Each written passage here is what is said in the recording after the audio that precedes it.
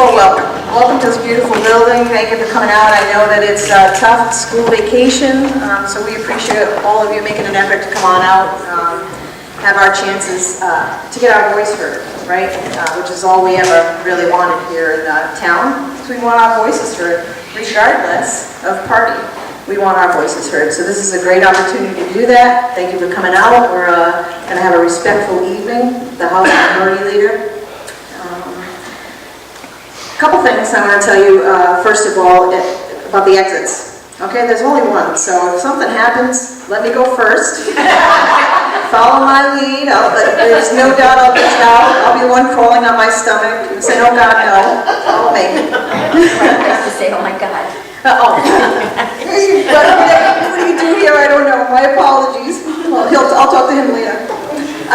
If we might just have a couple minutes, Betty wanted to come up and just tell you a little bit about this building, which I think would be worth it.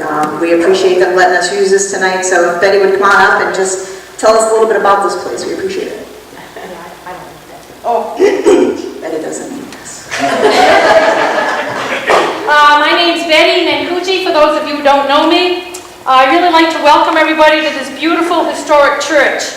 I want you to notice the beautiful chandelier that's lit with candles once a year, each year at Christmas time. And also notice some of the beautiful carvings and some of the wood behind here. It was all hand carved in 1886 when the church was built by a member of the church, and it was carved so it would match the pews. So some real craftsmanship here. This is a Universalist church. It was built in 1886, and back then it was a Victorian Gothic style building. And then in 1933, Austin T. Levy, who is a wealthy mill owner here that owned the Stillwater Mill just over the dam, he totally changed the exterior and interior of the building so that it looks colonial, because he wanted Harrisville to look colonial instead of Victorian. And he built the town hall, he built the former Jesse and Smith Library, which is now the town annex, and he built the assembly, and he wanted everything to look colonial, so he used his own money to redo this entire church, so it doesn't look anything like it did when it was built. Unfortunately, the congregation here has slowly dwindled through the years, and the building really is in danger of falling to ruin. There's a small dedicated group trying to maintain and preserve this building. If anybody would like to be involved or wish to support our efforts, you can see me, or I made up some flyers that I have out around if you want to take one. There's a display of old photos downstairs, which you're all welcome to come downstairs after, and there's information about Austin T. Levy. So again, welcome, and I really appreciate everybody coming tonight. Thank you.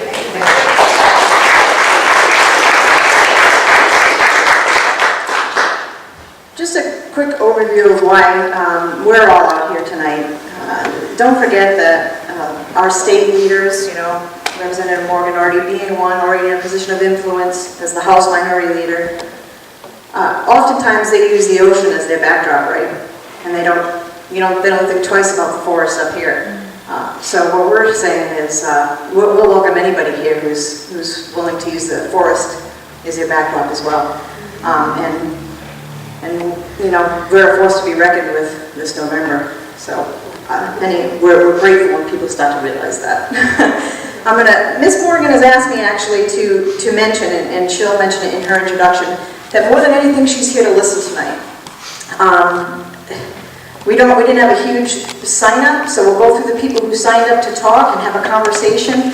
But her main goal is to listen, so we can all have kind of a casual back and forth town hall type environment tonight.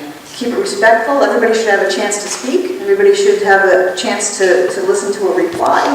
And I think tonight will be a great chance for Representative Morgan to learn a little bit about our town. So without further ado, I'm going to have her introduce herself, and we can get right at it. So Representative, if you would.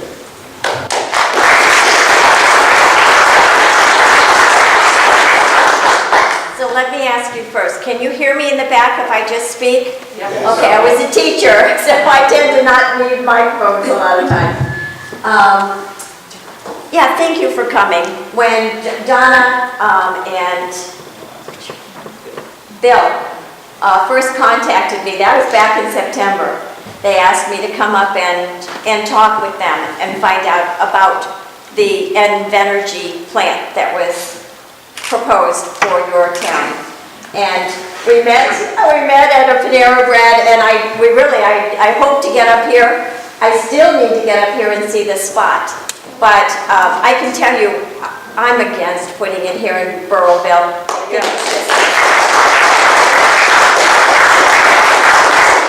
So I grew up in the country. I was telling Donna, I grew up in the country. I'm from Ohio originally. And the town I grew up in was 2,000 people. We had a little joint high school, so it was a regional high school, and we had 100 students in my high school class. So it was a small high school. It was a good place to grow up. I often think of how blessed my childhood was because I had the country. You know, finding the tadpoles, going out in the springtime and grabbing the tadpoles and catching the bugs and stuff. I was kind of a tomboy in those days. So I know why you're attracted to living out here in Burrillville and not in the city, and why it's important to you to preserve what you have. You're here for a reason. If you wanted a big power plant in your midst, you would move into Providence. You wouldn't be out here in the country. So I think I was talking with, who was I talking with?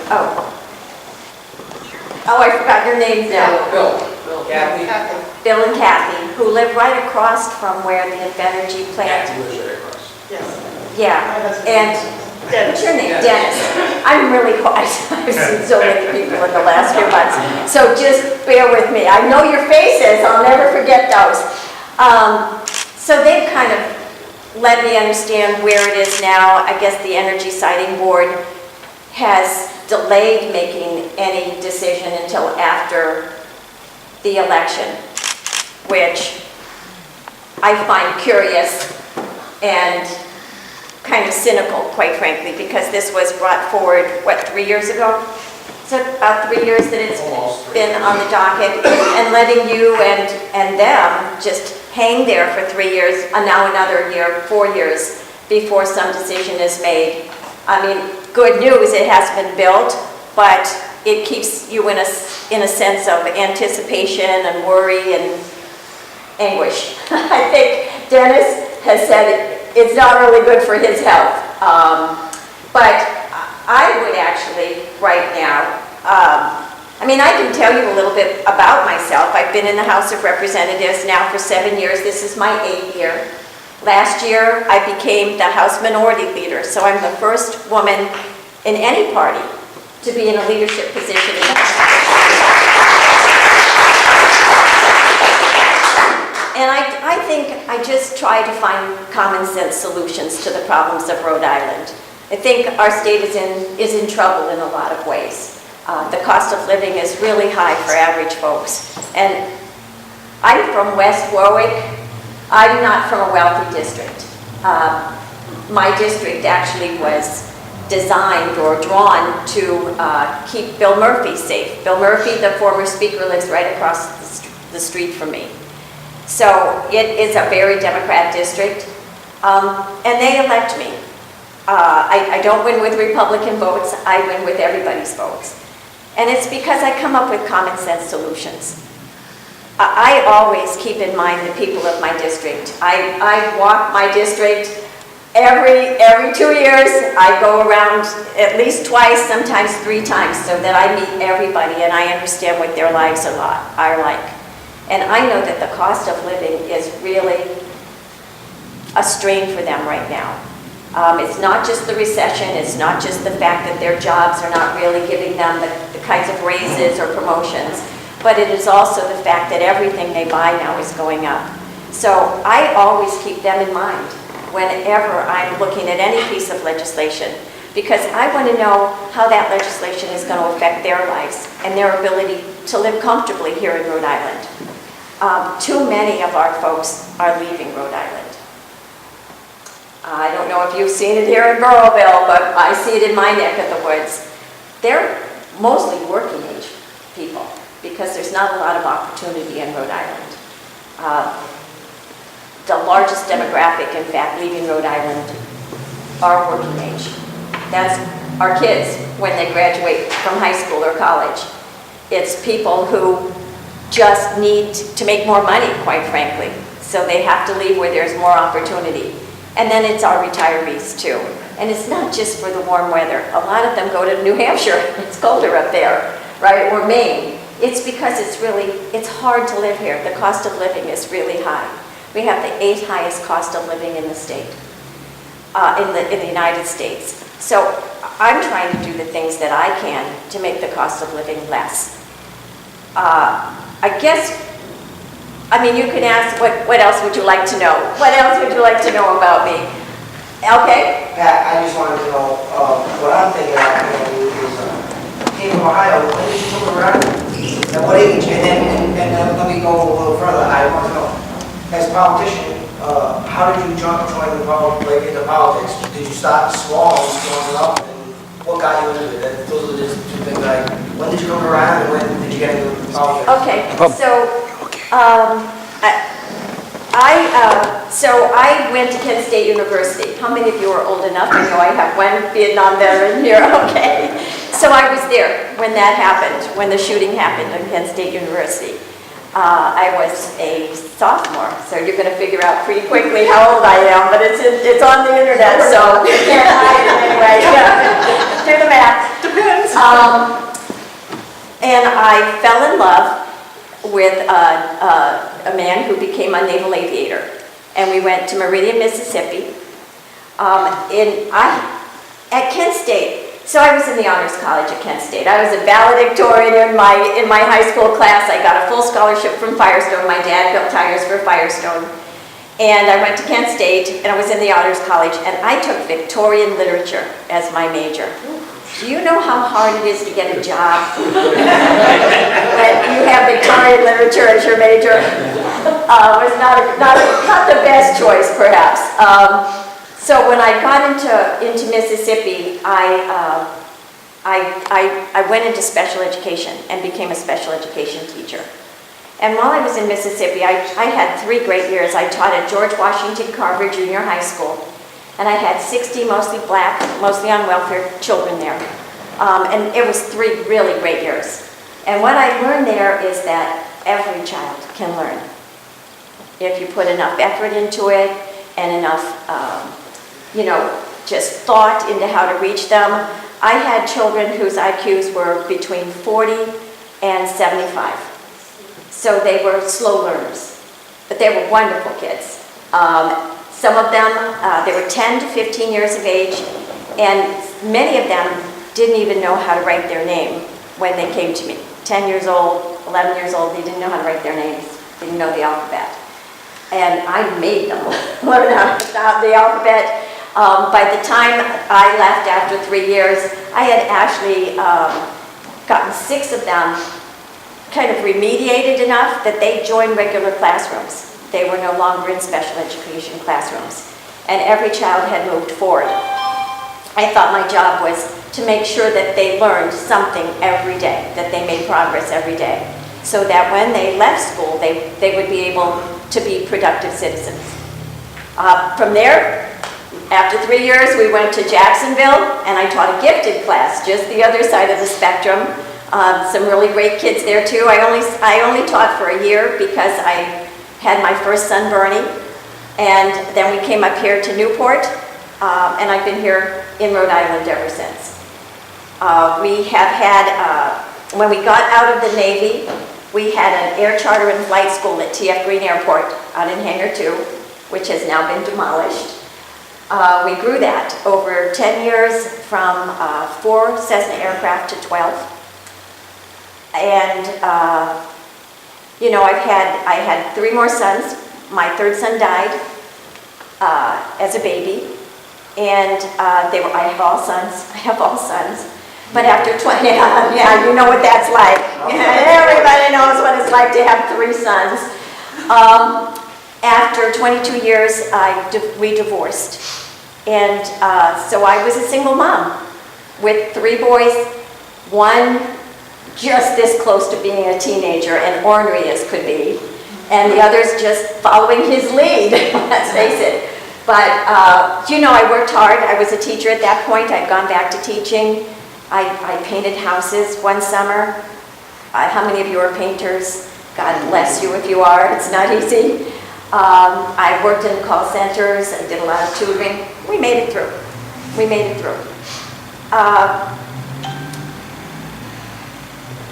Politics. In West Warwick, we have a mill. It's called the Royal Mills. And in its day, it was the largest cotton mill in the world. And it's a beautiful building, right? It's actually a complex. So there's one stone building with walls that are about 3 feet wide, maybe wider. I mean, they're huge. And then there's another brick building with 18-foot high ceilings. There's the river in between. It's bucolic. I know you guys think it's bucolic up here, but it was bucolic there in West Warwick. So there's a little bridge that connects them over the water, a waterfall. Everything is beautiful. But the town council, the people who run West Warwick wanted to tear it down. And it had been vacant for about 25 years. It was going to cost the town $5 million. It was a part of our history, and I think you understand that up here. You have mills, you have this church, right? It's part of your history. It's a part of your fabric. So I asked Senator Chafee, quite frankly. I called him, I called his office and asked if he knew anybody who would give me some advice on whether the building could be saved. And he gave me some names, and I called them, and I got some developers up, and I took them on tours through the Royal Mills. And the first guy I took through said absolutely it was in perfect shape, no need to tear it down. He was very interested in developing it, and I just started putting them through. But in the midst of that, the town council found out that I was sneaking people. I was trespassing in the Royal Mills. You gotta understand, we'd had homeless people in there, we had teenagers, skateboarding, we'd had everything in there. But me trying to save the building, they put a fence up so I couldn't get in there anymore. All right, okay. But I then petitioned through the Economic Development Committee, and I had an escort then who took me through, and the developers. Long story short, we got it. It's been redeveloped, and it's a beautiful building. It's just gorgeous. $70 million investment into our town. People love living there. It's about 95% occupied. But I realized at that point how important it was to be active in what happens in your town. That you can make a difference. And I made a difference. And from there, I got politically active. So that's a long answer to your question. That's what I was looking for. It's great. I love it. Right. Awesome. So, and I don't know why you're in politics, but It's kind of the same thing, something like that sparked it. And yeah, there's no other endeavor that you can do where you can affect the lives of more people, good or bad. In the State House, I affect the lives of 1 million people. Right? I don't know, how many do you, on your town council, how many do you represent? 16,000 people. You have an impact on that many lives. And it's a real responsibility to make sure that you're making good decisions. Decisions for the common good. In the State House, one of the things that I find so distasteful is the insiders. And, some people call them special interest groups. I prefer to call them insiders. It's the folks with access. And they can go into the state leadership, and they get that base time, and they get done what they want done, whether it's good for the rest of us or not. And I really object to that, because the rest of us end up paying for that. Thank you.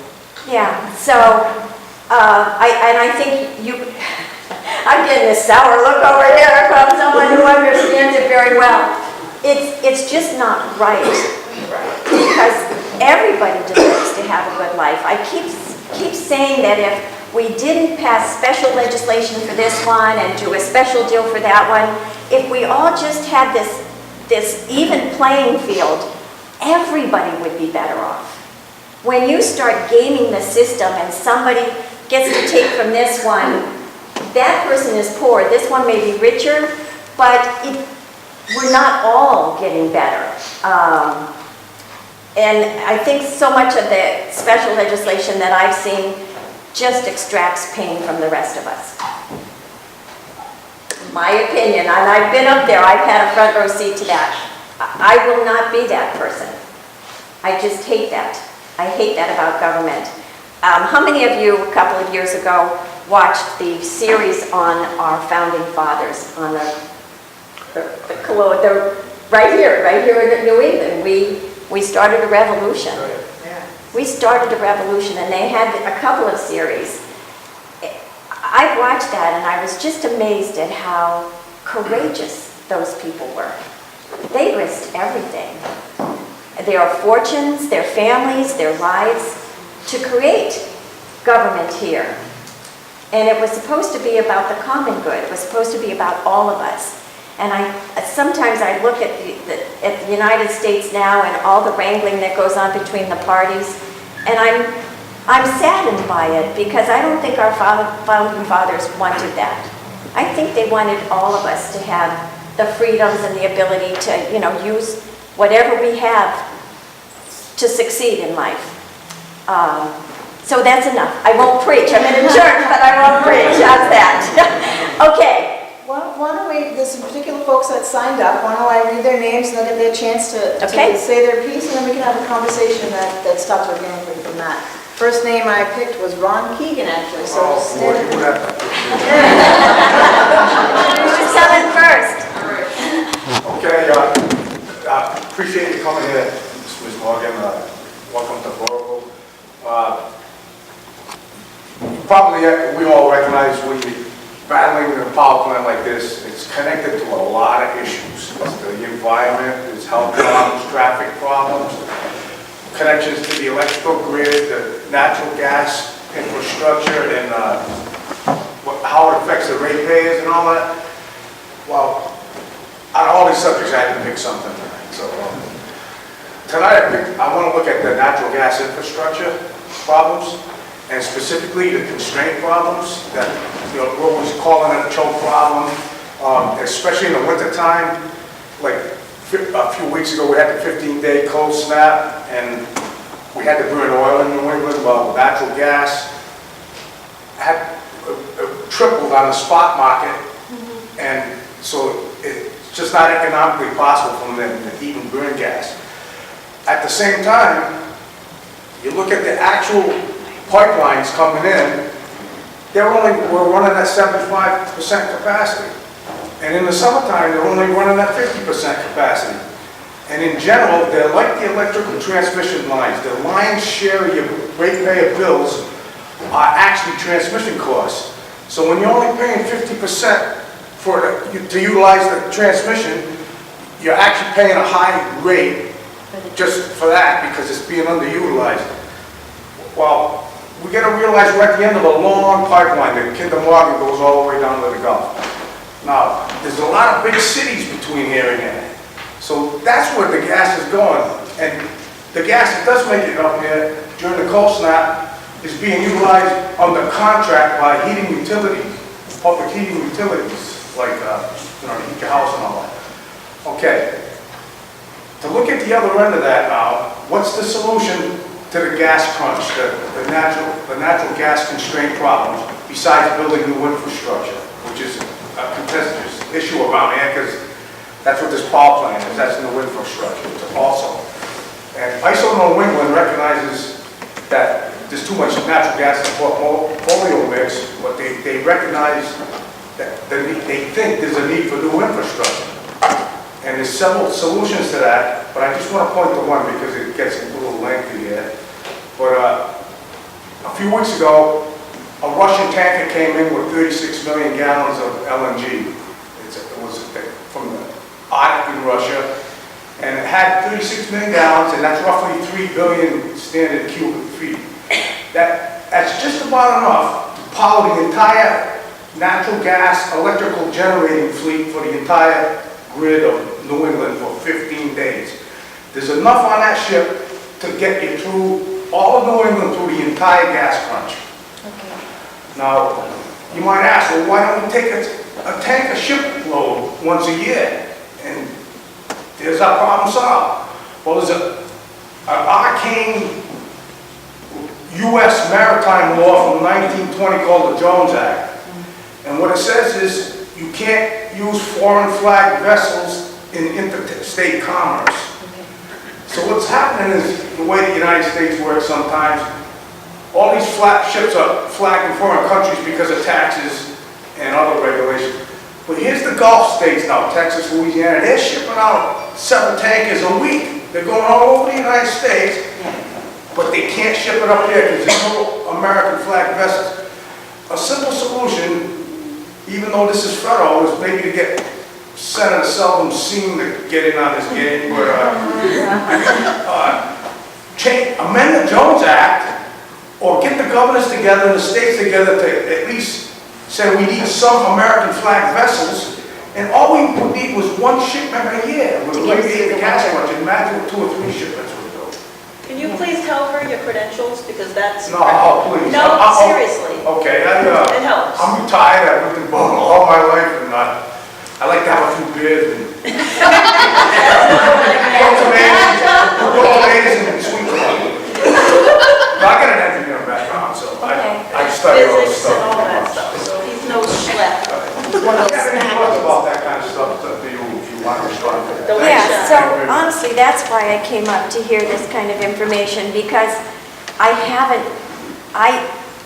aware of, I have met in my office with folks from the ISO and that, but I want to make sure that I'm getting the right information, getting it from all sides.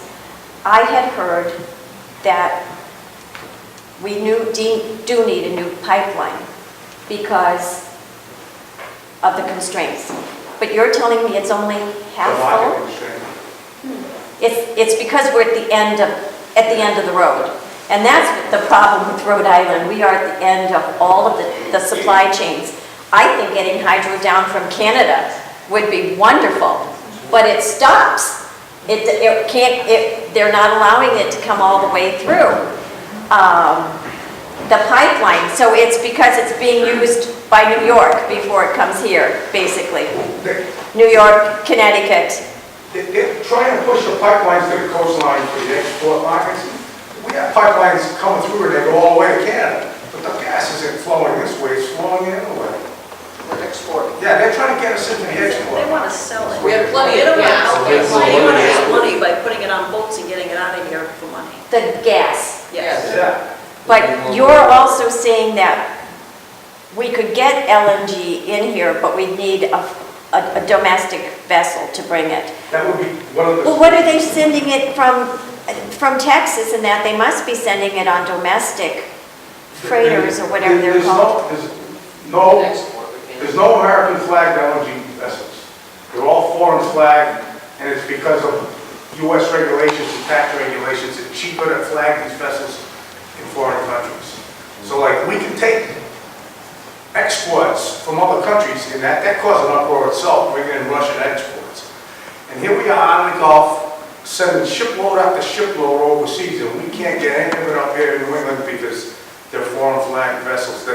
It's just a matter of amending the Jones Act or getting American flagged vessels in operation. Well, I know that there's some controversy about liquefied nitrogen gas.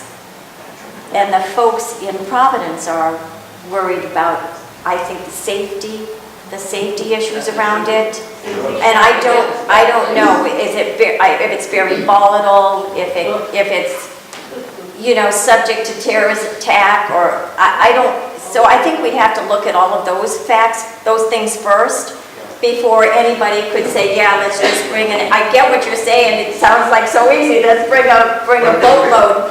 But how would we make sure that it was safe? They're already They've been shipping, exporting gas into Boston for decades. That big tank. They got a big Boston terminal with up the there. pink dripping That's off that it. big Yeah, one. those things. Yeah, LNG. Oh, really?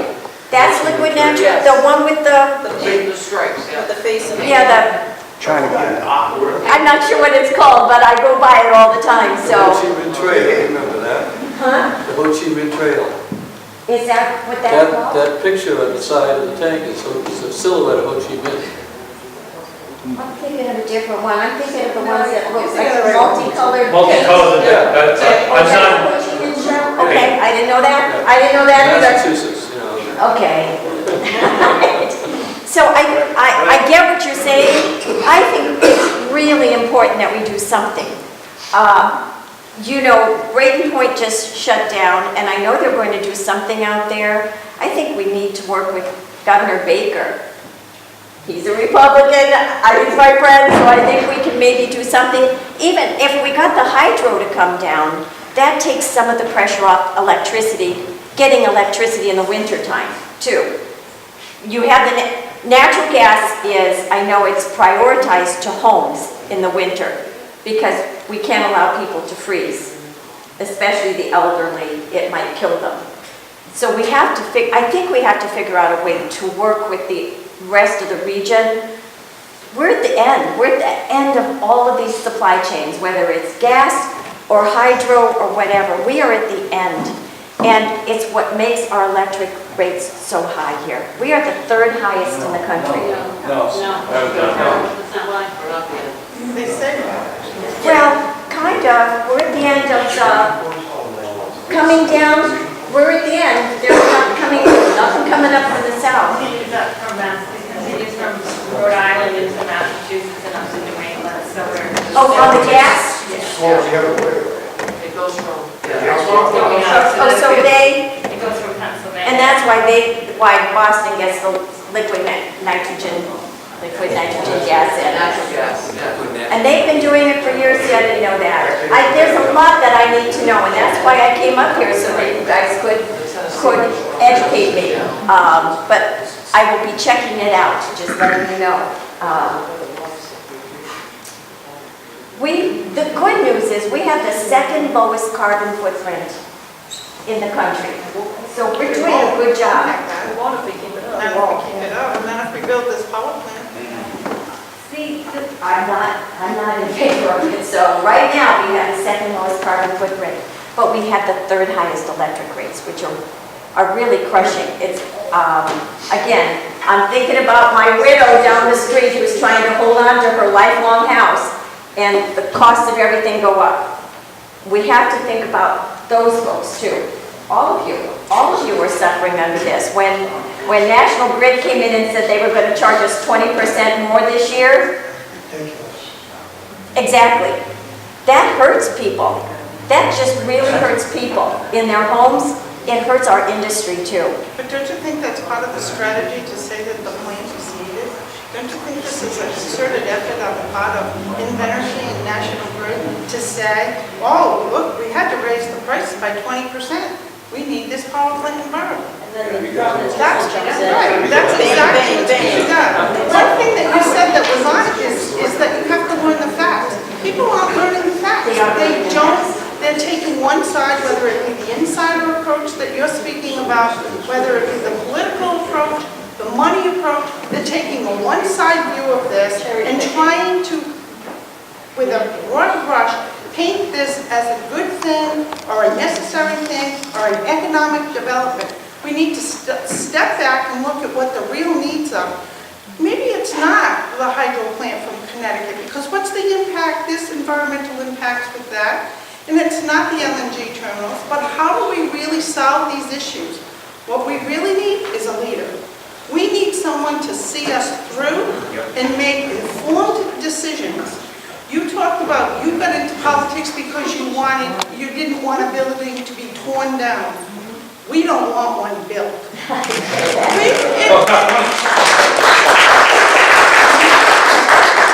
And it is the grassroots effort. Everyone in this room has given blood, sweat, tears, and money to have our voices heard.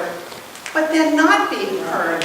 Right. If you don't pay, I had to pay substantial money to have a seat at the table at the EFSB, but we don't have a seat at the table. My husband and I don't have a seat at the table. We can't go up against the Pollock and Sheehan and an outside law firm that comes in and really disparages the lawyers in this state and the process that we're going through. If we really look at what we're doing here, put politics and affiliation aside, does Rhode Island really want to be the first state in this country to build a power plant under the Trump administration with the regulations with the deregulations that are going on, with the unsurety? We have to really step back and say, what's best for this state? And we do have an invested, we have the Boy Scout camp. We've really done everything we can to preserve this, and it's poo-pooed and thought, oh, it's just NIMBY.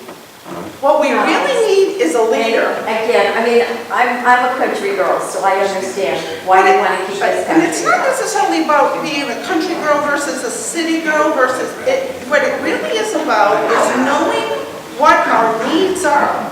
And just because they came in and they have more money than us, and they can push us around, and they can pay the lawyers, it's even clear that they bring in high-priced Chicago lawyers because they know that our lawyers here in the state, whether even if they're fighting for energy, have integrity. So we have to bring in lawyers that perhaps don't have the integrity. Well, I hope you're wrong about that. Well, I don't think I am. I don't think you're completely powerless. I know you feel like that now, but I don't think you are. You have a really good town council, quite frankly. Now, what about this one? What do you say now? Listen, and this is the issue. What we don't have in the state is a long-term energy policy, and we really need to have one. We've known for a long time that we have the problem with our electric rates lurching up. It hasn't just been in the last 5 years. It's been way back that every time National Grid came forward, it was huge gulps of increases in our electric bills. That's hurting our state. Third highest in the nation. That is not good for anybody. It's not good for our children, us in our homes. It's not good for our children getting jobs and staying here. It's not good. And yet, in all this time, we've not ever come up with a reasonable way to make sure we have plenty of gas, plenty of electric. To his credit, Governor Chafee started the conversation about bringing hydro down from Canada. And I thought, this is a good idea. But we haven't continued the work there. And listen, I live right next to transmission lines. I can see them right from my kitchen window. So I understand the economic impact of transmission lines, but I also understand that sometimes you need them. I'd love to know what the cost of transmission lines are, if there's ways to do it cheaper, if there's ways to bury them so that they're not, I look at them every day, right, they're big, and they doubled them just a few years ago. They're taller and there are more of them. So I need to learn about this. I don't have 10,000 people working for me. So that's what I came to hear, what your suggestions were, what you knew, because I know you've done a lot of homework on this. But we do need to figure it out because it is strangling our state. And we do need electricity. I don't think anybody wants to go back to candles. I like watching television at night, right? So we need electricity. But we also need to do it in a sensible way. And we can't be spending 20% more every other year on electricity. We're going to get a break this year because the federal tax cuts, we're going to make National Grid give those tax cuts back to the ratepayers, right? They're going to have a huge benefit from that. We're going to make them give that back. So we'll have a little bit of a reprieve, but that's only for a short period of time. What we need to do is have a long-term strategy. Do we need more gas? Is there a way to bring liquid nitrogen gas in here that's not dangerous, that's, you get it, that's not subject to terrorists or whatever the problems are with that LNG. Where would we store it? Can we get hydro down? I know Massachusetts just recently finally signed an agreement with Vermont. Is it Vermont or New Hampshire? To bring the hydro down into Massachusetts. I want to see it come down to Massachusetts, to us, quite frankly. It's clean, it's renewable, I get it, you got transmission lines, but sometimes that's the price you pay. And again, I look at them every day. I get used to it, you just get used to it. They're big, brown, you just get used to them. If that's the price we have to pay to make it so we can stay in our homes, so that we can have electricity, I think that's the price we pay. But I don't know the answers. I'm not telling you right now that I have that long-term strategy. I know we need to get it though.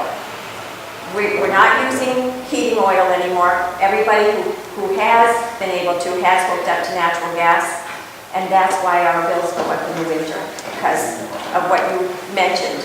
Everybody's using that. By the time it gets to us, it's much more expensive. So just a couple of quick things. First of all, I live in Patches. We have no access to natural gas. We actually all use oil. Okay. And I use oil for wood. So we don't have a choice. But what concerns me, Ms. Morgan, is that last year, right around this time, we sent a letter to President Trump asking for help in building another natural gas pipeline. You cannot have additional pipelines without having additional power plants. If you have more pipelines, you have to have a place to relay the gas into the pipelines, and they go hand in hand. You can't have additional pipelines without having additional power plants, without having additional LNG tanks, without expanding the infrastructure. We're talking fossil fuels here. We're talking dirty fossil fuels. We're talking fracking. That takes place in Pennsylvania, that poisons their water, that poisons their air quality, that poisons their children, that creates health hazards up and down, not to mention the leakage, not to mention the fire hazard, and everything else that's caused by additional fossil fuel infrastructure. We have been told 3 years in a row that this area has plenty of natural gas. We're not going to, our computers, our phones, whatever, are always going to work. We have an excess of natural gas, of fossil fuel energy. All that energy does is it takes up space on the grid, so it's then exported to Canada, who then exports it out to China or wherever else. It's for exporting purposes. That's all this additional natural, fracked gas infrastructure is for. And going on with that, you went on to say, we have all these regulations in place that would protect people from fossil fuel infrastructure, disasters, from leakage, from air quality. The EPA is getting decimated by Trump and by Pruitt. How do you say that you're against the power plant when I'm not sure where you stand on the EPA. I'm not sure if you're against what Trump is doing with the regulations that are in effect. I see a huge contradiction in what you're saying. All right, so what you're saying is not what I'm hearing. We don't have enough gas in Rhode Island. We don't, and that's why the price goes up in the winter, because all of our homes our homes are factories. So, listen, that's why I came to see what you have. Because what I heard from National Grid and the ISO representatives was that we have gas constraints in Rhode Island. What did you just say? Only half of the pipeline is full. If that's true, then we need to get more gas in that pipeline, and we maybe don't need another one. But I had never heard that before tonight. And I have talked with the representatives. I can't listen anymore. With nitrogen gas, this woman she doesn't even know what that is. No clue. We're going to try and keep it respectful. Not a Right. clue. Now, natural gas is a really good transition fuel. Patricia, we appreciate you being here. Okay? So don't worry about it. You know what? We're learning too. We're all learning the same We just can't say thing, so- no transition fuel right now. We just It's not. can't. It is. It's cleaner than oil. And I know you guys use oil, but it's a whole lot cleaner than oil, and it's a whole lot cleaner than coal. What's the alternative? Renewables. It's not cleaner when you release all the gases in the air, it pollutes the air, there's carbon, it pollutes more than oil, it pollutes more than a lot of other forms of energy.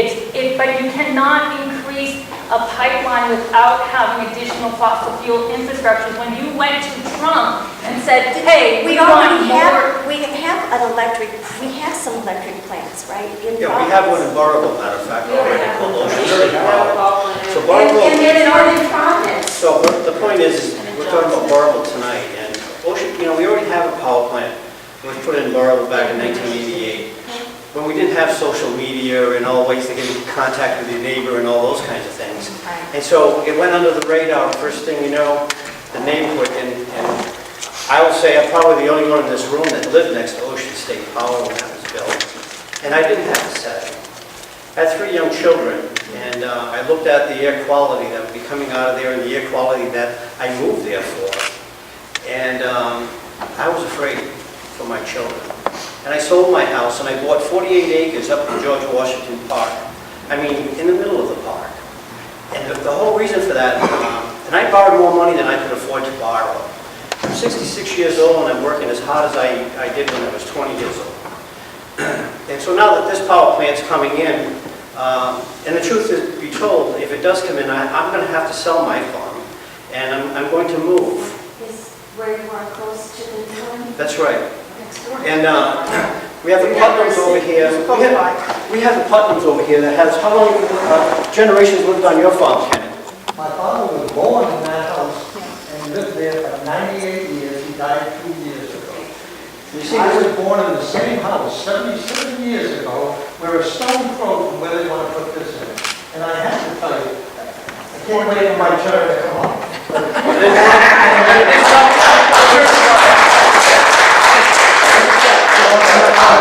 I have much more to say. I want to get it up here. And so people live in Burrillville, and you talk about Warwick and the needs in Warwick, and we all struggle, to make ends meet. I got 4 boys, and I adopted a girl. I had the Bible, I just couldn't make girls. But you know how we make money in Burrillville? We have campgrounds. We have Echo Lake Campground. I forget how many camps. He probably has, I want to say there's 100 campers there. How many people camp around Ocean State Power? 0. You know how many people go fishing around Ocean State Power? 0. You know how many people go hunting around Ocean State Power? 0. Okay, where they want to build this power plant, that's our camping ground, that's our hunting ground, that's our fishing grounds, that's what people live. You can pretty much name that area to anybody in Rhode Island, and they'll tell you that they took their children there or it's still taking their grandchildren there. It ruins our economy in this town, okay? Because people are going to move away, and I'm going to be leading the crowd. Because a power plant like this, okay, is just totally out of I don't even know what the word is. And seriously, let me say this again. I'm against having it here in Burrillville. I just don't think it's the right spot. But you're not against additional fossil fuel infrastructure. But when we look at the long term for Rhode Island, we really do need to figure out what the solution is. I mean, you're talking about bringing a tanker full of LNG. I want to finish about this, you see, because there is a big picture. And you know how you solve a big picture? You know how you solve a big picture? By start solving small pictures, okay?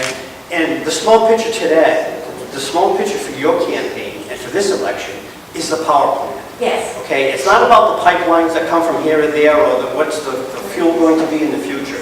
Okay, and because I don't have a plan at this point, but I think we need to figure out what that plan is, so that another 10 years they're not looking to do the same thing. part of the plan. Because you have the unfortunate thing of having the gas pipeline and the energy, the electric lines in the station, what they cross in the station. So you may fight this one off, but what happens in 10 years if we don't figure out what's But we have a state of Rhode Island constitution, okay?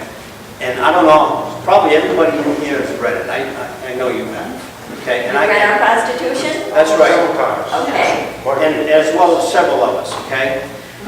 And this state has usurped our rights for our property and our keeping our family healthy from this. And so what happens is that we're all asleep and we count on our representatives like yourself. And I don't mean that in a derogatory way. Okay, but we count on our representatives, the people that we vote for, while we're sleeping, to adopt legislations that keep us safe, that keep our rights whole. And when all of a sudden we get the EFSB comes up and says, and our town council and our town solicitor telling us, and correct me if I'm wrong, telling us that we cannot do anything, okay? It's up to the EFSB, we have to trust the process. And we have the governor up there, Gina Raimondo, saying she was for it right at the beginning, and now she's pretty silent about it because she knows there's a whole lot of us, okay, ready to throw a switch come November. Yes, this isn't just Burrillville issue, this is the whole state. We have. Well, and honestly, I hear you talking about quality of life issues, right? You're talking about One more thing. why I'm you're gonna interrupt you. here, and even you like having your living made from campgrounds. You don't I want don't like to having it from made. I don't like it, okay? I love it. Yeah, Okay? well, yeah. This is who we are. Okay. This is who we are. And you know, you see just a handful of people here. Well, all these people represent big families. Okay, so there's like 16,000 in Burrillville. If the Woods family was out there, there'd be Related to all of them? He's not related to him here. No, but there's 16,000 people in Burrillville, okay? So if the Woods family moves, there's probably 14,000. Okay. Okay, and then it'll go on and on and on and on. We're all connected somehow. And let me just say this, come November, I know the unions are a strong voting bloc.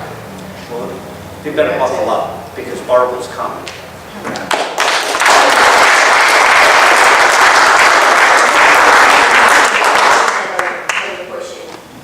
Please? You understand one of the insiders that is pushing this because of the $1 billion construction. Absolutely.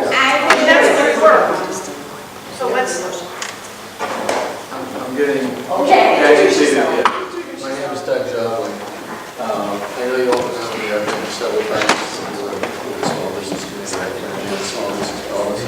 Okay. And I'd like to tie in a couple of things here. One is the economic development. I want to tie in economic development along with this issue of and energy. And I am very upset with any discussion about a transition energy system. Global warming, I believe in science, and global warming is a fact. It's destroying this earth. It is. And for us to put up boundaries and say, well, we need a decent transition energy system in Rhode Island. It's been said already, Pennsylvania is drowning in methane, which is somewhere between 10 and 80 times as dangerous as carbon dioxide for global warming. And all the fracking is worse than the oil. We've got to do everything we can to get ourselves off of a carbon economy. And to me, the only solution is solar and renewable. And, you know, too many people say, oh, we can't get there. Well, we can get there if we make the investment. Look what we did. Do you know how many civilian automobiles were made in the United States in 1941? 0. Because we made them for the military. Oh, we transitioned, yes, civilian.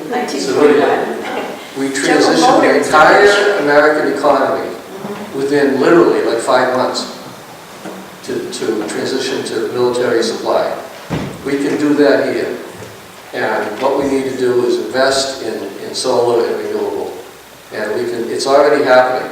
It's happening so fast, faster than anybody expected. We need a governor who will commit to an energy policy that's based on renewables. There's something like 2 or 3 times as many new renewable jobs coming for every petroleum-based job. And, you know, so we're just getting with the current economy. We're not doing anything radical if we do that.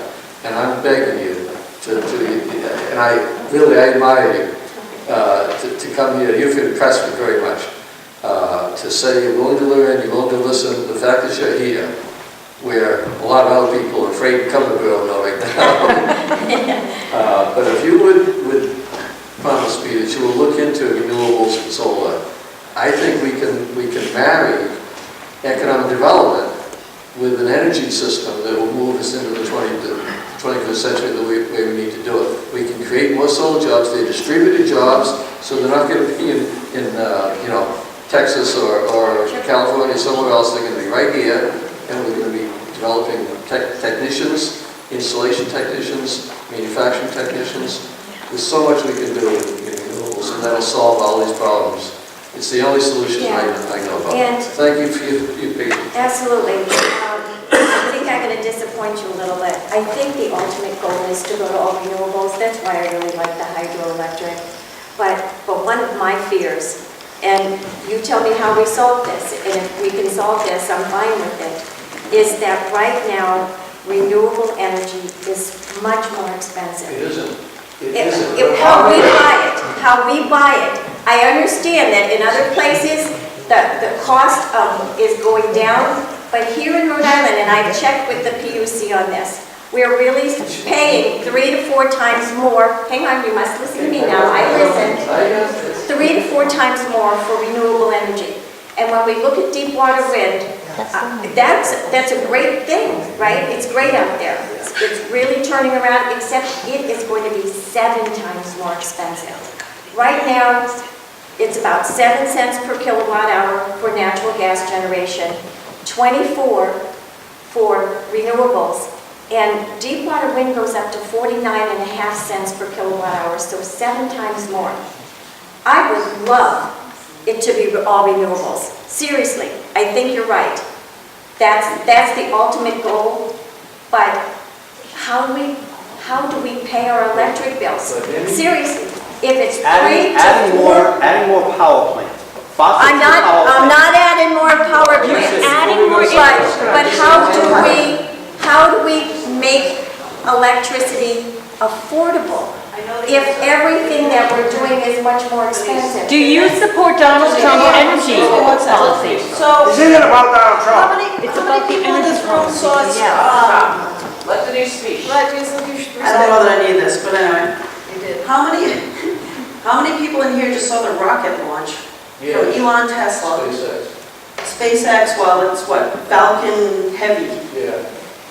He was able to do something that our own NASA couldn't do. Science changes. Yep.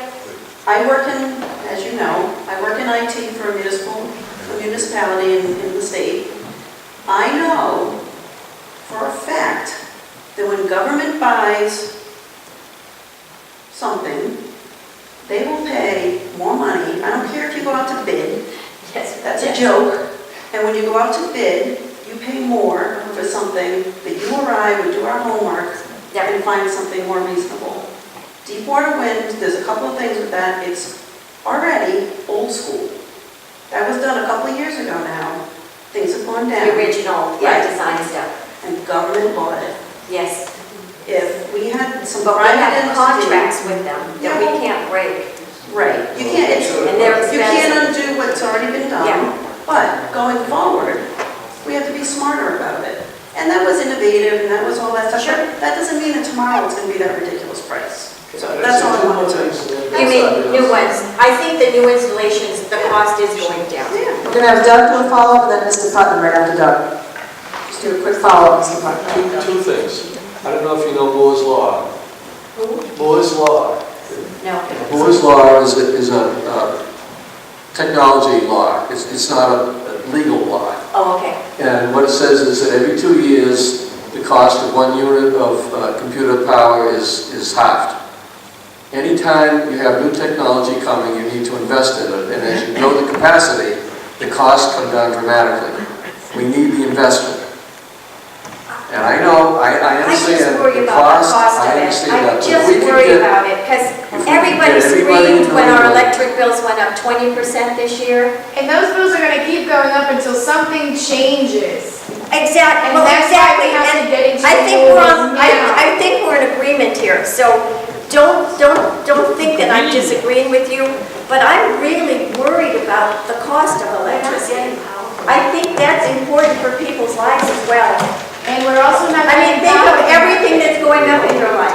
Everything you're buying is going up. It's not just the electric bill. So we really have to be mindful of the pain that people are living in their daily lives with just the cost of living. So, and I don't think we're in disagreement.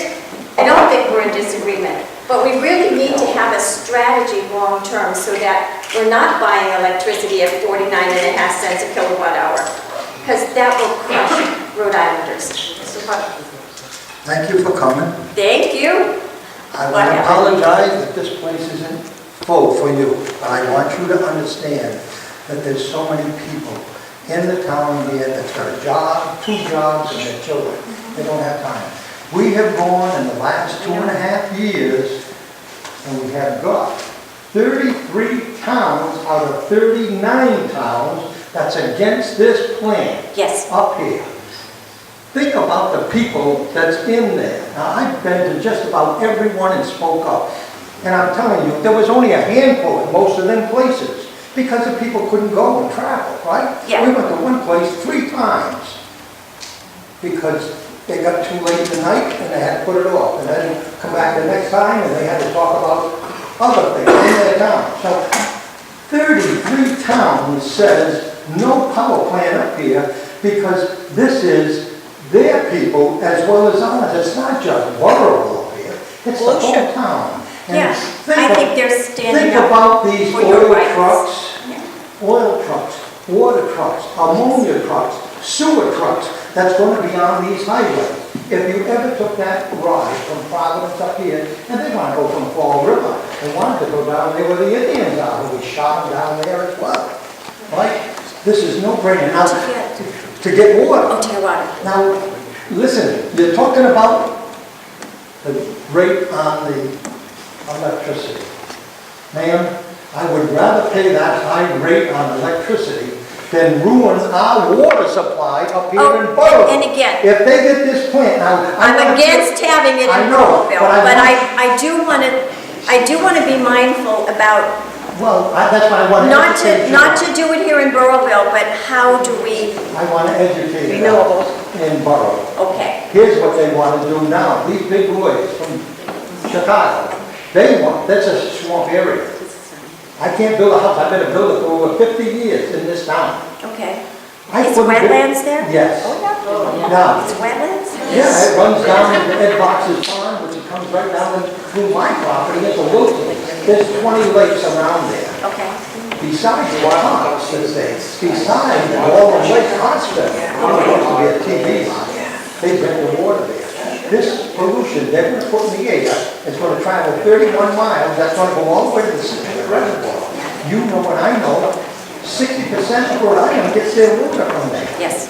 This is not ours saying that that pollution is going to go there. That's what Invenergy said in the beginning when they come up. That's how much pollution is going to travel on a distance. So now, here's the problem with this here.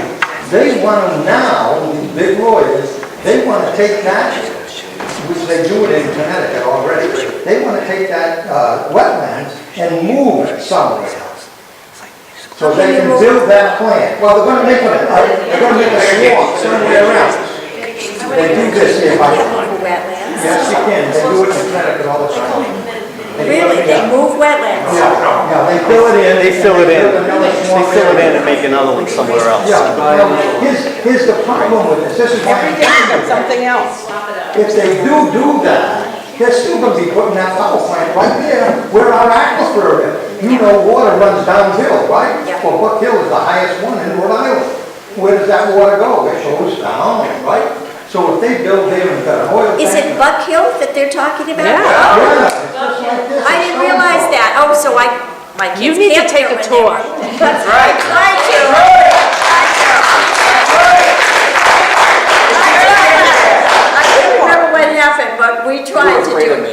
Huh? You were afraid to drive with me. No, not at all. So he would take you on a tour by his Oh, so yes, that's a Boy Scout camp. That's right. Yeah. Once a I've weekend. been there. When we were Yeah. talking about the soccer board, That's where they I talked to one of the were. fellows that was on the board, and I said, have you ever been up to Buck Hill? He says, Ken, when I was a kid, I always went up there, I hunted there. For Isn't there years and years." restricted He said- land on top of He says, it? I know every foot of that up there, because I've hunted all through there. So Yeah. it's not just Burrillville that this plan is gonna harm, it's the whole city on Providence. Patricia, this is F5, it's farmland. It's farmland. It's F5, it's basically farmland right there. You're taking away from I'm gonna give Stephanie Sloman. Stephanie. Oh, one other thing I want you to know, ma'am, we heard about Attorney General that's against this plan. I don't know where he is, I haven't heard anything from him lately. Probably in Florida. He spent most of his winters down there. Well, one thing you could do, and it would be great for you, it'd be great for anybody that's running for governor. Put some ads in the paper and say how you are against this plan. Oh, And that would be the greatest thing to get all over the state here, what you are really, really against. And the only way you can do that is in the public eye. yeah. Okay, Okay? thank you. A little political advice there. I don't think I need Hi, how you doing? I'm good.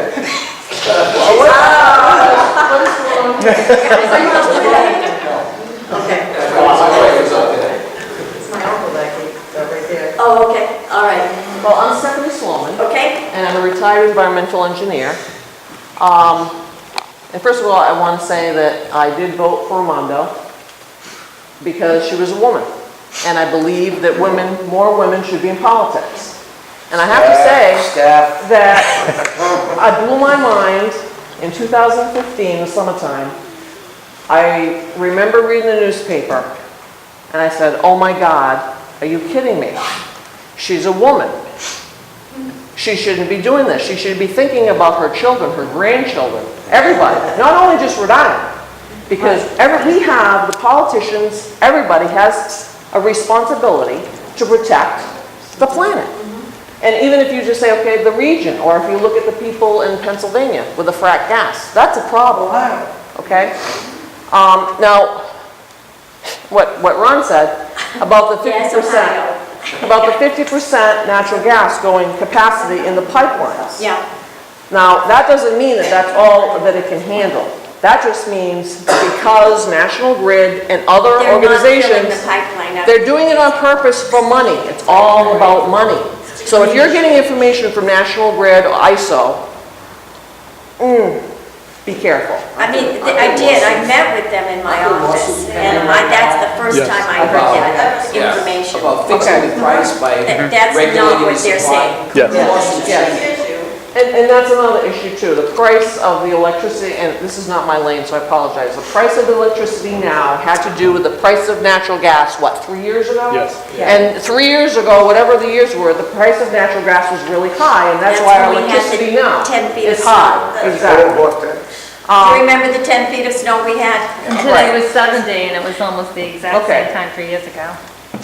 So basically what you're trying to do is you're trying to reduce your constituents' gas costs and electricity costs, right? Yeah. Yeah. Well, you know, there are a lot of different ways. It's really hard for It is. Listen, you know something? I go to shopping and hard my for us here. grocery bill is what I'm concerned about.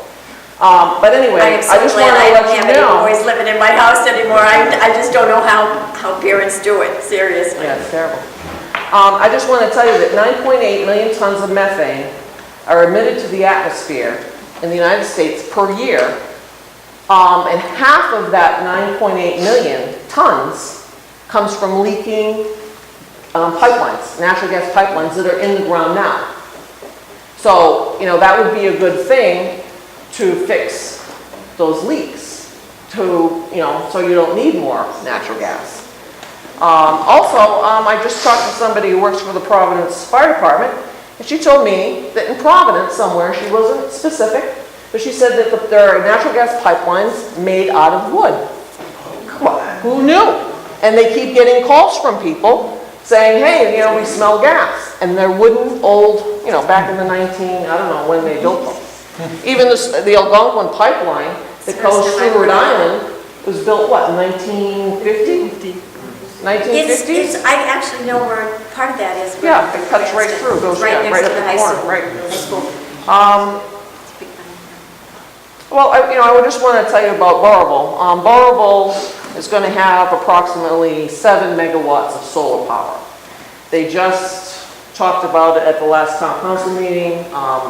That was 4.5.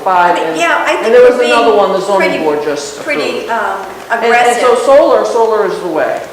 Now, Rhode Island is one of the top states for efficiency of using electricity.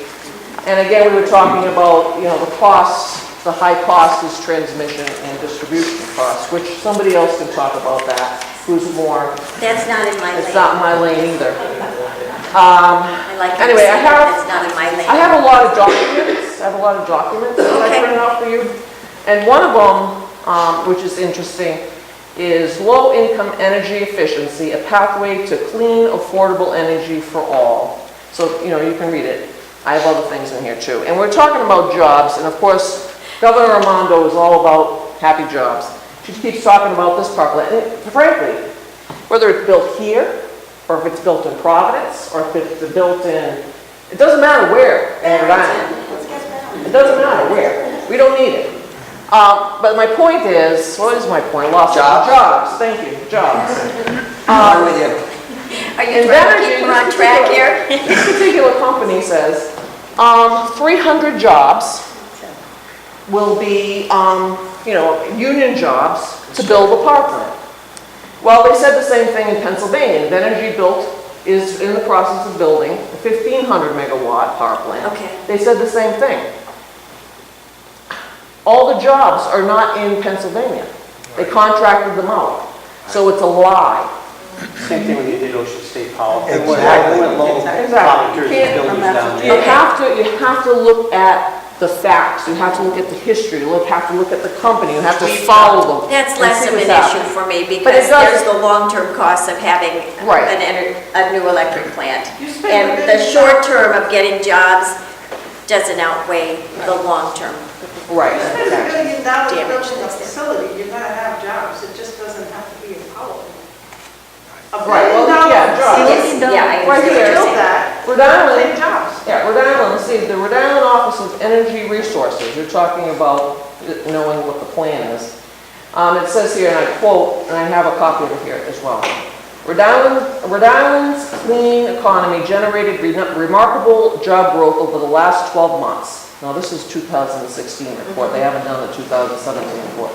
Employment across the state's clean energy. And when they say clean, in this particular report, it does not include natural gas. They're talking about wind, Yeah, just the solar, renewables, and yeah. efficiency. Okay? Where am I? Okay, employment across the state's clean energy firms increased by 40% over 2015, far exceeding last year's projected growth of 17%. Clean energy jobs now support about 14,000 workers across the state, and Rhode Island's clean energy employees project a 6% increase in the clean workforce over the next 12 months. I already said there's no mention of natural gas. Right, renewables. Let's see. Now you have to also remember, fossil fuels cause health problems. Nobody talks about health care. When people are breathing in the particulate matter or any other chemical from burning natural gas, they have lung problems, asthma increases, lung cancer, other medical problems, and their health costs go up. But nobody talks about that. And that is also compressor stations, power plants, and basically leaking pipelines.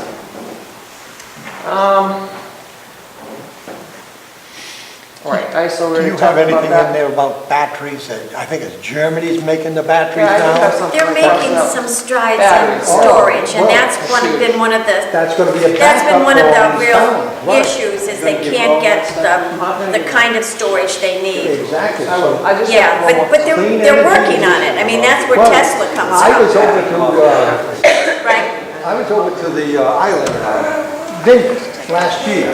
They had one brand new bus and two old ones. The brand new bus was all electric. And I says, what, are you getting all new buses? He says, next year we're gonna get all electric buses over on the vineyard. And the electricity is coming in all the buses and everything. All these school buses around here will be in it. They won't be needing the gas and the oil. Yeah, Diesel. and again, So this is why I it's think clean like this guy said. that's where we want to go. That's it. I do think that's where we want to But go. we in all shouldn't jump into renewables. anything. But again, I'm really concerned about cost. I think, yeah, I understand. I just am really concerned about cost. I think that- We can't have another 24, 20. Well, think of it this way. Percent People increase. not so much in Rhode Island, but if you go into Massachusetts, if you look at the tops of the houses, you wouldn't believe how many solar panels you see on the tops of Yep. houses. And I really believe that within 5 years, a new house standard is gonna have solar power. Done. It's coming. And if It's gonna be a you selling can't point. jump on, if you can't jump on that wagon, you're gonna be left behind. You know, Gina Raimondo, governor of the governor, she is not jumping on the van, you know, she claims to, I don't believe it. She's failed me. Bless you. Bless you. I voted for her, I believe that she was going to be the person. She failed us. Yep. She failed. It's been But a I just want to say disappointment. one more thing. In conclusion, I just typed that, I'm sorry. Let's see. All the energy companies have one goal, and that's to make money. They don't care what they say. If they say we need more infrastructure, we need more pipelines, we need more natural gas, it's all lies. They want more money, and they'll say Yeah, anything. and yet they're And supposed you're to right about the tell, law. they're supposed to tell me the truth when Well, I ask them questions, so. You know something? Yeah. That's, Listen, trust the process. If they don't give you a hug, don't trust them. It's true. It's true. They're out to make money, and Yes. I already said that. They're gonna say, oh yeah, we need the. but they the are a press regulated stations. industry, so But they're regulated. there's, I mean, listen, National Grid makes A gazillion $5 dollars. billion a year in profit, so. So it's not, our pricing has nothing to do with supply and demand, it has to do with their demand for more again- profits for their shareholders. And I That's just all have it to, I is. just have to say one more thing. Again, when Ron said that the pipelines were 50%, and I saw up to 75%, that was not a constraint problem. The natural That's gas that they're people. selling it before they get to us. No, they're trying to make money. So if they pull back, they say, well, okay, Can I say we can go 100, go ahead. In the 2014, which was the highest electrical price we paid on record, it was 17 cents a kilowatt hour.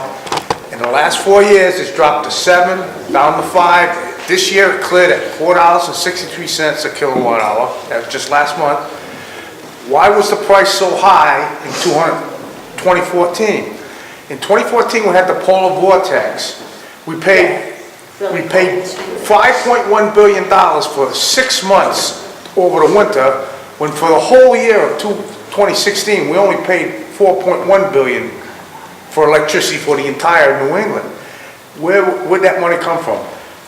Avangard and Eversource and Avangard, gas supplies into our pipelines, they manipulated the markets artificially to the tune of $3.2 billion, and they are under investigation, and they're about to be indicted by Attorney General Healy in Massachusetts, and Connecticut's after them too. So when I say Supply fixing, creating the higher prices. Yeah. And there are lawsuits that are pending right now against Okay. that. Well, So when you say the 75% capacity, that's physical. That's being manipulated. Yeah. Right, so that they can get the price up. The real constraint is being artificially driven by market forces, not by physical infrastructure. Not by the infrastructure, which is good to know. And the reason behind that, by the way, is to get additional pipelines so that you can get the product to the coast. To the export To markets. the coast, and you put it on Well, ships if and you it's can only sell it. 50% full, they have to fill it up before they get another one. But they can't, there's not enough to put on ships to export. That's why they want more pipelines. And if they create this artificial shortage, Then you want to ship it out of Rhode Island, no, they ship it out. They want to ship it to Europe. they want it to Oh, so because the pipeline in they gotta said keep going. turns Yes. and goes up. Yeah, they already have a terminal clause. And one thing I do know is Maine has a huge wind farm up, it's somewhere in Maine. And it's miles and square miles. And it is below market rate. So we pay 7 cents for natural gas, and this huge, it must be huge up in Maine, is only like 4.5. So it's possible to make renewable energies cheaper, but Maine has said no more that big because they had to clear cut so much of Maine to do that, that there's no more of that going on. But like I said, people are But gonna they're be- supplying, we actually have a contract with that wind farm in Rhode Island. It's one of the really bright spots, I think. Yeah, within 5, I'm telling you, 5 years, all new houses are gonna have solar panels. I've also heard that Germany is working on individual windmills that go this way instead of like this, so that you can put them on your house. They're just little, they're small, yeah. Why is Germany always the one that's developing this stuff? Because they have a will and they're not tied into We've got a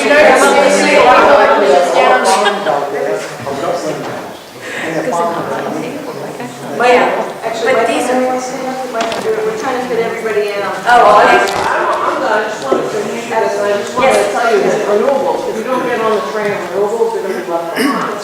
Just like Yolanda, she's gone.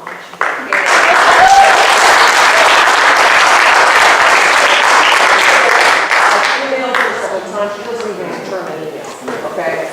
Anyway, natural gas is a bridge to nowhere. And I understand where you're coming from, because before I even Everybody got into this, calls it a transition. but it's not, it's Because not. Because we're it's trying to not, be we're not all renewable energy yet. companies spewing, and people are believing. They want to believe. Nobody wants to say, hey, I don't believe my electric company. Nobody does. But you know something? Let me tell you, my eyeballs, when I started. I'm going to check out everything you guys are telling me. Yes. I will, I promise you. Okay, Go thank you so much. online to the EFS meeting. Go online to the EFS meeting and see all our comments. To keep them clean? You're not the one that went. I don't know, the way you've got your arms crossed there. She must be a tough one. You don't want to get her on the bad side of her. I know it, I see how This is the way I sit all the time. Hi, my name is Mike Limro, resident in town, also a member of our land trust. There's a few of us here. Doris? Thanks for taking the time to come here. It's a special place, but I don't expect you to take our word for it. So, Yeah, I'm going to check everything out. yeah, so what I'm asking you tonight is, if you haven't already, if you're not familiar with the location, please go do a site visit, check it out. Don't take our word for it. I'm happy to share. There's, over the last 20, 30 years, there's been plenty of state-run studies, you know, and they all come, they're independent studies, whether it's by the Nature Conservancy, it's by DEM, different departments, they all come to the same conclusion, and they highlight this area of the state as one of the highest areas of conservation. So you look at the state parks that are there, all this conservation land, we're pumping our state money to conserve this area. Case in point, the land trust just was awarded a open space bond for a new piece of property in town, within 3 miles of this So site. I know Doris. Yeah, so all of our property is in the same area, and it's not a coincidence. You know, a lot of effort has been taken to try to conserve this space. And I just ask, please take a look. I'm happy to share some of the links to these studies, if you're interested, from the Okay. Nature Conservancy Sure. and so forth. Yeah. It's just really interesting where you see how they all conclude to the same thing. Okay. Nice, Mikey. John Scott, you still in? Yeah, I did. Patricia, honestly, I wanted to say, because these are our people, and when you seen that little outburst, that's because You're frustrated. No, yeah, that's exactly what it was. I get it. They've done so much research, so for the I haven't done gas, but they're like, oh, you don't even know. But that's because they've been researching for 2 years. So they come and they're like, oh, you're so far behind. That's fine, because you know what? Raimondo didn't even come to find out what it was either, and she just shook the hand with the devil and signed our fate. So it's like, she didn't care either. So at least you showed up to get with it. And my problem is, like, I have a problem with the power plant, but that wasn't my issue. With the power plant, I have a problem with it, but that wasn't my issue. My issue was they're leaving us voiceless and choiceless. From the whole start of this thing, I had said, why wouldn't this be on a voting questionnaire 1 to 10 for the whole state? And put it out there, and you let the people decide.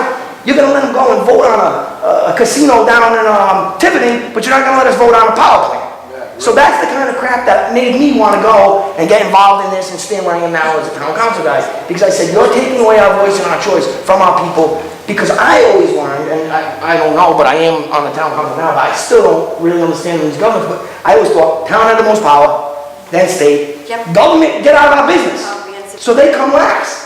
And it's like, so I don't understand how Raimondo just pushed this on us without our choices. But I feel like what I'm trying to get to you now is, how do you feel? And I don't know if this guy's I don't know who you are, so you're just He's a little... a tracker. Yeah, he's an oddball to me. He's an oddball to me. So what I'm saying is, I'm not asking you for your war plans or I'm not asking you for your war plans or your strategic plans to beat Raimondo, but that's what we really need. We need to get Raimondo out of office, which I always think what Hernandez with the logo was harder than attacking the medical marijuana patients, and the truckers with these tolls, and then you got the pensions, and now you got the power plant people. So she's on a losing streak. She's on a hill that's sloping down. So I'm just wondering, you think you got the gas to smack her around and beat her? And, do you think you can do? Because I mean, you came from Ohio, you came here, you ranked up, and you're where you are now for a reason. Yeah. So I mean, and like I said, I'm honored that you're here. Ashley listened when she never listened, and she came and put on a facade at our school and sat there and pretended to listen. She didn't listen. She didn't care. She just stepped out. I'll let you guys. I'll let my 3 appointed people deal with you. Trust the process. You trust them, which really means trust me, who will stick a knife in your back in 2 seconds. So my whole problem is, how did we lose our control of our vote, of our voice in our own town? And it just happened. Because honestly, I'm Kathy's neighbor. So we live right across from this crap. And they just, hey, how you doing? What do you think a power plant would be like here? And I said, sounds like crap. I'm like, we got a compressor station right there. And they're like, oh, we wouldn't even be nowhere near that loud. I'm like, I'm not worried about loud. I'm like, we got Polita woodpeckers over there. We got porcupines over there. We got brown bears over there. I said, we don't need to You have porcupines? Oh, they got porcupines out there. Oh, yeah. Right over there, Bob's house. You got porcupines. Hey, I've been here over 30 years. I've seen a porcupine 1 time in Burrillville. One time. In the winter, and on Bob's Road. So I used to be on the zoning board in West Warwick, and I really believe in local control. I do. And it strikes me that in the cases of both of our casinos, those communities had a vote separate from the rest of the state, and they had to pass it before. They had to pass it first, If they said no, even if the rest of us said yes, it wasn't going to happen. And I voted against it anyway, because I was dealing with the same thing here. I'm like, I wouldn't want to put it on them. I voted no. But they had local control, and the people said, yeah, we want it. This thing has 100 times More impact. Yeah. It's a lot more impact. And by the way, over $100 million to this community that would be so helpful. And no one wants it. It's saying, we don't want it. Keep the money. Because you're doing fine without it. We won't be here to enjoy the money because we'll be leaving. It's not worth it. Terry, did you want to say thank you, John? Yeah, no problem. Thank you, Patricia. Did up, Terry. I just want to thank you for coming out and hearing us. And a lot of us are talking about the power plant and things like that, but I'm just going to take a minute and ask you a question that doesn't have to do with the power plant. I'm just wondering, what is your take on the tolls? What is your opinion, and what do you feel about the tolls that are being imposed? You haven't been paying attention, have you? I guess not. I guess not. All right, so I was the leading opponent to tolls. Oh, okay. In the General Assembly. Nice. I fought it tooth and nail, I really did. And I continue to fight it. And I can tell you that if I'm governor, I'm going to take them. Right now, there are 2 gantries going up. When I'm governor, I'm taking them down. That's right. We're not having tolls in Rhode Island. We don't need them. I'm on the finance committee, and I'm telling you, we don't need tolls. And I just want to follow up with a power plant. I mean, again, I talk about cost of living. And tolls are just another way to drive up our cost of living, and I don't think the people of Rhode Island can handle that much more. I just The don't. truckies don't deserve it either. There's nothing for them to benefit them. There's no like big luxury shower place or place to buy things or rest or anything. It's just- There's nothing there for them, so they're not even You benefiting know, any of it. who just said, you know, you go to the grocery store, the cost of groceries, the cost of electricity, the cost of just everything we buy, our medicine, our health care, our insurance premiums, they're all really high, our taxes, nothing against the town council here. But it all is this piece, and I talk to my constituents. They're doing okay. I'm sure you guys are all doing okay too. But at some point, there's a breaking point. And one of the hardest things for me is when I'm walking door to door and someone will say, as soon as I retire, I'm leaving. They don't want to leave, right? Their friends, their family, everything that they've built over a lifetime is here in Rhode Island. And it's the prettiest place it could be in the summer. But they are saying, I'm leaving because I'm going to go to someplace where it's cheaper, where I can live more comfortably. And it's about money. It's about cost of living. It's not, we have a beautiful state here. This is a state everybody would love. We can't defile it like they're doing here in Burrillville. I get that. Because you can't redeem it. Because you can't bring it back once it's gone. That's right. You know, once you've got a power plant, it's there. You're not going to get rid of it. I just would like to add one more thing, if I may. We've been fighting this now, what are we guys? 3 years. 3 years. And when we first started fighting this, we didn't even know how to pronounce the name Invenergy. I mean, we didn't know anything. We had to learn the hard way, and we learned fast. And as a community, we came together and we learned about things that we would hope we would never have to learn about, explosions and methane. I mean, seriously, which is why I came. I know you've done so much more homework than I have on this. I've been fighting tolls, I've been doing a lot of other things. So that's why I came, to listen to you, seriously. Well, one thing I would like to say. I didn't know it was going to be a big meeting. I thought it was going to be 10 or 11 of us around the table, but this is fine. Well, one thing I'd like to say is that please do your homework with this, and I know you have said about gas lines and your, whatever. I just ask you to please do your homework about this. And the reason I say this is because we have been lied to by this company over and over and over again. If you really look at their application and what they're saying in that application versus what they're saying now, they are just lying just to cover up what they said earlier. We need how many millions of gallons of water a day? Oh, no, we don't need that much now. And then it's just one thing after another. This company is coming in from Chicago, throwing their money around. Is that where the governor goes for fundraisers? Yes. I'm sorry, I didn't do that. No, I know, you're right. You're absolutely right. You're absolutely right. It doesn't, and we have to take the politics out of this and remember that this company is coming in and trying to push us around. They're trying to come in, pay us, here's a couple of $1 million and just really. But they didn't give it to us. They still owe our town money. This is a company that we're supposed to trust. They're holding money back from us, our town. We have an agreement with There's a treaty and they owe a payment and they refuse to give us the money. on us to kind of, say we weren't using our money, we were using it to fight them, they didn't like that. So they're trying to For 2 years, they have made payments and we've been using it to fight them, so it's just a strategic move trying to antagonize us, make us mad, stronghold us, whatever, It won't deter us though, because look, you see the people here and you know what's crazy, Patricia, everyone's like, I can't say everyone's an expertise in something, but there is. There's guys that just know water and guys that just know this, know that, and then they all come together and they form like Voltron and they come in and they go to these meetings and they just start telling them everything we know. And that is why we're so prepared, because we have been doing it for a really long time. Yeah, and I know you guys are prepared. Did you want to finish? No, I just wanted to say, please look into this and really think about it. Go to learn the facts. Don't believe. Patricia, what I want. Well, you've given me some places that I should go looking for more information, and I appreciate that very much. And I think Mr. Burrillville, Don't just look into the advisory, into this company, a neutral advisory. I think so.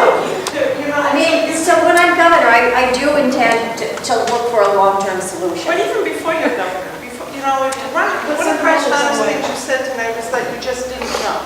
Yep. So when you don't know, you have to learn. I have to learn. And there's a lot of issues in the state. We can sit here and we can talk about UHIP, but we can talk about DCYF, we can talk about tolls, we can talk about power plants, we can talk about infrastructure. I got tolls down. So we can talk about all of that. And it's a heavy lift. It's not easy for any leader to know everything. So you need to have your advisors to advise you in a neutral way. If you have one I want the real information. I don't want to be lied to, and if National Grid lied to me, I'm really angry about that. Patricia, They are not, they're supposed to give me the real figures. And if they lie, that's like a cardinal sin. You can't lie to the decision But makers. what you need to not look at, it's all how it's said, it's all how the numbers are, it's all how it's skewed. Yeah. So it may not be a lie, but it's a representation of their view. Right. You know, the example I always use, if I ask someone to give me, what do they see out that window, they're going to describe that scene. And then out of that window will be a different scene. But they're in the same building with different views. Yes. You need to look at it from a neutral perspective, right. so you can then come up with decisions that will be the best for the state of Rhode Island on all of these issues. Right. And if you don't know, listen to National Grid, you're going to get their end of it. You're hearing our end of it now. You're hearing about our community and the impact. You know, I never thought 3 years ago I'd be talking about an ISO. I didn't even know what an ISO was. Where life takes us, right? Yeah. Or decibels with regard to noise. And everyone in this room has put in so much work to learn, and all we're asking you is to have advisors that can advise you Yes. on how to lead forward and take a stand. And we'll be talking to you guys again, seriously, because I know you've done the work. Yeah, that's great. Thank you. I think so. You guys, Look into Invenergy though, that's what I'm asking. That's my take on tonight, is please look into this company. They are not who they say they are. That's all I'm gonna say. Because I don't wanna get sued. It doesn't matter. remember you're on tape. I don't wanna get a cease and desist. Oh, yeah, we already got The question was, is it going to be the middle school or the high school? Volume of people.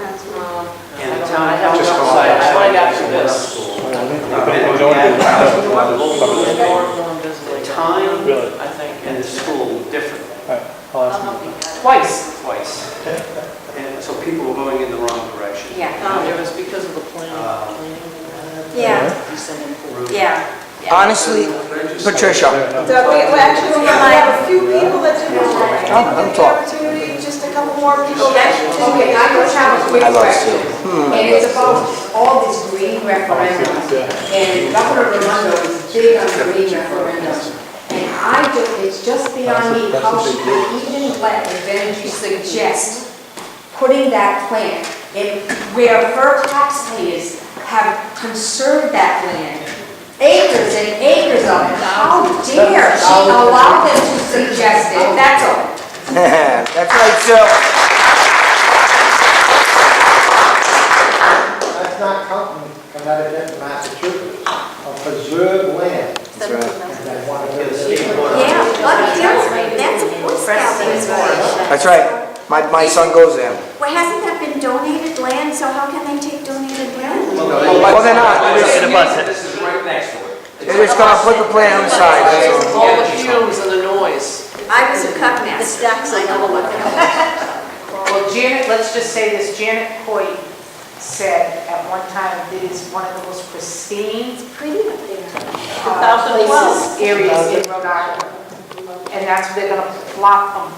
Power plant, it's not gonna be all of it. Like, who thinks of these? That's what scares me. Well, Who as our it's leaders the thinks of wrong these place things? for it. It's the Rhode Island is the wrong place. How many, so I honestly haven't looked at this, but the Energy Siting Commission is appointed by the governor. 2 members. For what kind of a term? No, they're appointments, right? It's based off their position. Independent? Patricia, it's based off of their position. The Energy Facility Study Board is made up of certain individuals within the administration. The department, the head of the statewide planning, the DEM, and what's the other one? PUC commissioner. So the head of those 3 agencies are automatically the EFSB. That's it? That's it. Oh, so they're all controlled by the governor? That's right. Yes. But they have a commission for studying on how to change that. It won't affect us, but maybe the next one. So there's a big. Well, maybe Well, that's what the whole wrong woman, right woman, I have you a can get a question. different mixture on the. Right. That's right. So thank you. I have a question. You're in the state legislature, right? About a year ago, and I usually don't talk, in fact, I've never talked, but about a year ago, up at the State House, Cale Keeble introduced a bill, because we were trying to make the siting board, rather than 3 people, I believe 5 or 6? 7? Okay. There was 2 bills that were introduced. I'm just curious how you voted on them. I don't remember.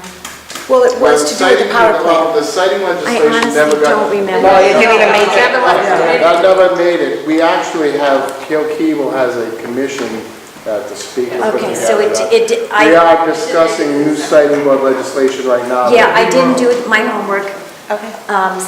But you don't say it didn't come to the House? I don't recall. It did not. We had a group of attorneys, our folks put together and reviewed the existing EFSB legislation and the siting board, and put together a series of recommendations in terms of expanding the membership, allowing To a put greater voice. citizens on it to put- instead of just- So, exact, for instance, if a host community puts a member of the host community on the EFSB.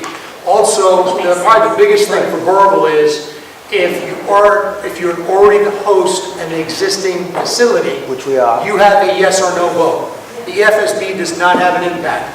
The community itself gets to actually make the decision on whether or not that facility is built. Again, I really believe in local control because I was on a zoning board and I know how, I think I make good decisions on our zoning board for our neighborhoods and our community, and that's why you have zoning boards and planning commissions that come from your own town, from your own citizens, because they know what you want as a town.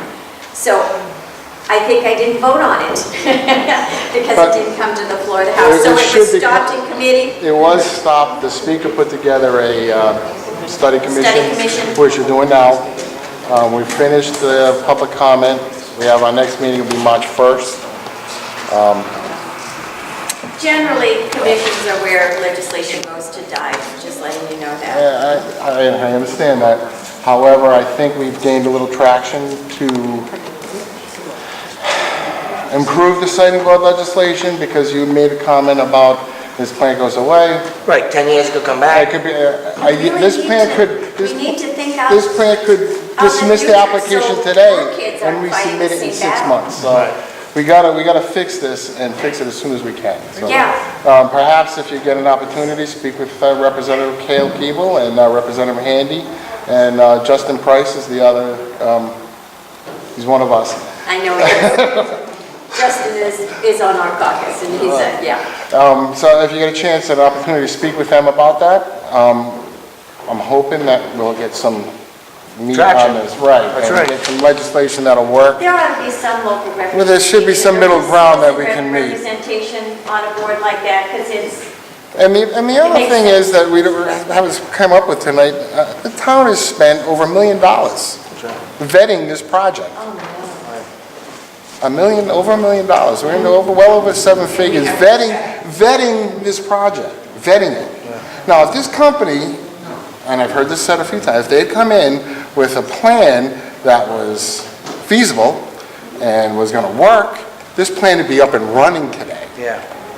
They have caused this delay. They have done this. They have not given us the thank information. God they've caused the delay, because it gives you more time Right. to fight it. Absolutely. But what John's saying is the exact truth. We just had a water loop plan come through in the town council last meeting, and it's more information in the application than we've gotten from Invenergy. Right. Seriously. There's more paperwork in the water loop So than there they're is. developing stuff as they go on? No, we're talking about just another project in our town. There's more information for that than there is for a power plant that they want to jam in our woods. Yes, they don't have a real plan. No. If they were to bring this before a planning board wouldn't even hear it, because it's not a complete plan. So if the EFSB is trying to pass judgment on this complex project, our planning board would even look at it. Our planning board would say that it's an incomplete application, come back when it's done.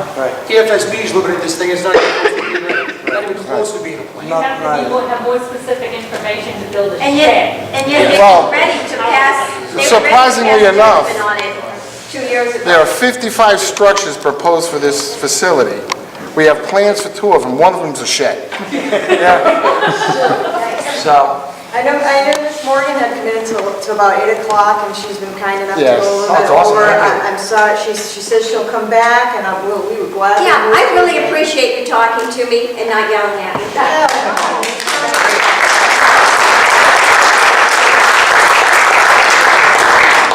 And again, I just really want to tell you, I am against having a power plant here. I really am, and I was when I first heard of it, just because this is country. Seriously? It's our home. But it's a rural area. I just think it's just a wrong place to put it. It just doesn't make sense having it here. So, and so I understand why you're upset about it. We don't want a power plant in East Providence. We don't want any additional power. We appreciate her willingness to learn more about this. And I'll do my homework. I got some reading. Thank you very much. Thank you for coming.